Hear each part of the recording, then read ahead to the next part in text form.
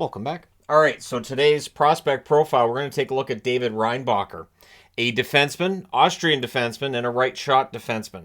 There's a lot of reasons to think he could go early in the draft. So, my prediction is 10th. He goes to St. Louis. He could go earlier than that. He could go as high as, say, like 7th to the Philadelphia Flyers. He's 6'2". For those of you in Europe, 189 centimeters. We do have metric in Canada, but we tend to use feet for height.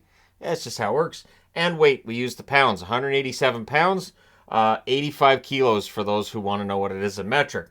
So Reinbacher has the size. He's 6'2", and defenseman over 6 feet tall. You need those.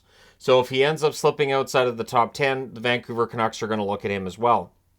Canucks have already been pretty obvious about the fact that they're going to be looking at a defenseman in this draft. So he's ranked number 9 by Elite Prospects. He's number 19 by Hockey Prospect. And so this is where that hugely wild variable when it comes to this draft shows up. Bob McKenzie has him at number 20. Craig Button has him at number 24. And Dauber Prospects has him at number 16. So it really is kind of all over the place when it comes to Reinbacher. We'll see where he ends up going. Your guess is as good as mine. Again, I'm just going ahead and saying St. Louis. So last year playing for Cloton at a level below the men's league, at a level below the National League. 27 games, 1 goal, 10 assists, 11 points. This year playing against men, 46 games, 3 goals, 19 assists, 22 points. That's impressive. So when I was talking about Simashev and his struggles at the KHL level, Reinbacher didn't have as many struggles playing against men. So that may very well give him the edge over, say, Simashev. Plus, being Austrian, not being Russian, means there's less concerns about when is he going to come over and all that. So again, that may favor Reinbacher going earlier. Playing at the World Juniors for Austria, he plays 5 games and has 2 assists. So Austria, it feels like at this time, kind of going through a renaissance with developing its players. And, I'm all for it. This could be great. And again, he could go before Simashev. He's a right shot defenseman. He's a big defenseman as well. He played in all situations against men this year. So that's another thing. If you're looking for a player who's projecting in the right way, I would say Reinbacher counts. Now, he's considered to be a 200-foot player, although he's better on the defensive end than he is on the offensive end of the game. And he's a good, not great skater. Most of the reports I looked at, his skating is considered okay. So it's okay. Could it use some work? Yeah, probably.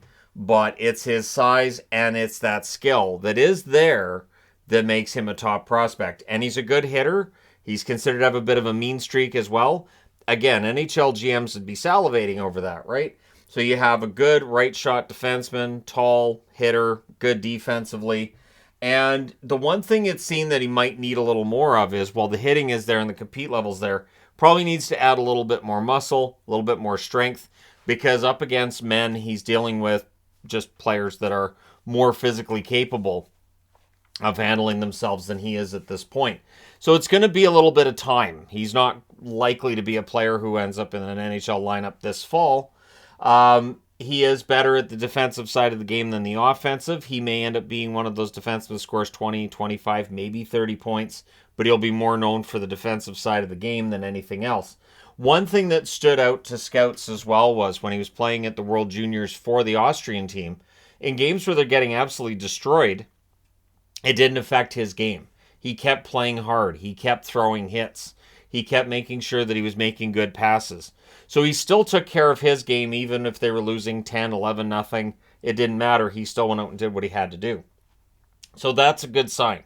A player who doesn't get just discouraged and just, I'm going to give up. We're done anyways. So this draft is considered to be pretty stacked. On the defensive end, it seems like it could go almost any way, but it seems like Simashev and Reinbacher are the top 2, and then you have others in that tier beneath. So again, I would imagine that teams like the Canucks, maybe even the Coyotes, would be interested in adding a big defenseman as well. But I do think, based on the play this year St. Louis had, I think they need help on the blue line, and a big physical blue liner would definitely help. And that's what Reinbacher would bring. So especially if they do end up, say, moving Parayko at some point over the next 12 to 24 months, if anything happens there, you're going to need to have somebody in the pipeline who could do a similar job to what Parayko's been able to do. So Yeah, let me know your thoughts in the comment section below. Where do you think Reinbacher ends up going? What kind of offensive upside do you see there? Does he end up being a really good all-around, well-rounded defenseman, or is he going to be more of a defensive guy? Let me know your thoughts. Hit like and subscribe if you're browsing your way through. You just happened upon this video. And hey, thank you guys so much for watching, for all your support. I will talk to you again soon.